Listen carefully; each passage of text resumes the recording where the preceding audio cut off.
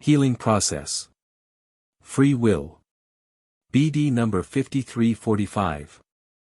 March 26, 1952, my plan of salvation includes everything that can help the redemption of the imperfect spiritual beings.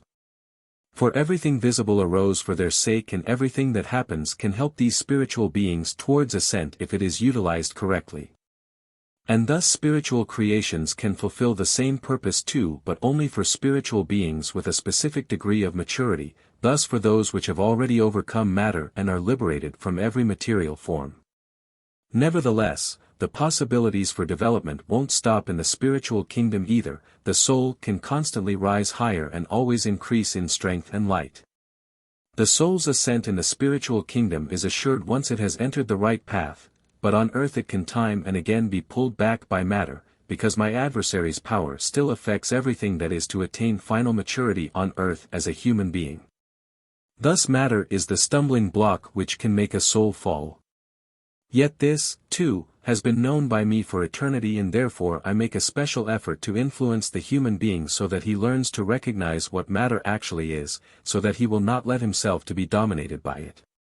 By the end of his life the human being must have overcome matter, that is, it must not burden his soul in the slightest. The soul must have liberated itself entirely from the desire for things which belong to the earthly material world.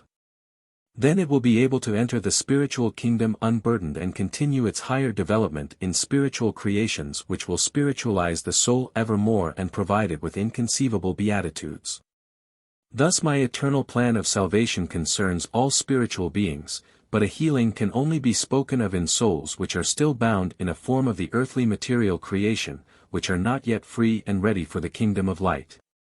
The healing process of the spiritual beings therefore takes place in the earthly material creations as well as through the events of a person's earthly life, which are intended to change his will and for this reason can also have a beneficial effect. And the hardship and suffering which the individual person has to endure is especially beneficial, if it means that the soul will find me and thus results in a successful healing process. There is no means I will not try if it can affect the human being's soul beneficially, in order to result in an awakening in the kingdom of light after his physical death. However, the process takes a lawful progression, it is not arbitrarily encouraged, instead, its success depends on the human being's will. For the human being's will is also influenced by my adversary and has to make a free decision. Admittedly, the human being will not pass his test of earthly life if he disregards all possibilities which could help him to progress, but, after an infinitely long time, he will inevitably have to face the same test again, and this so often until he has finally chosen me. It is just that his redemption will be the result of an inconceivably long existence on earth which he, however, could just as easily have attained within a very short time, because it only ever depends on his will and not on insufficient redemption possibilities how long it takes the soul to reach maturity.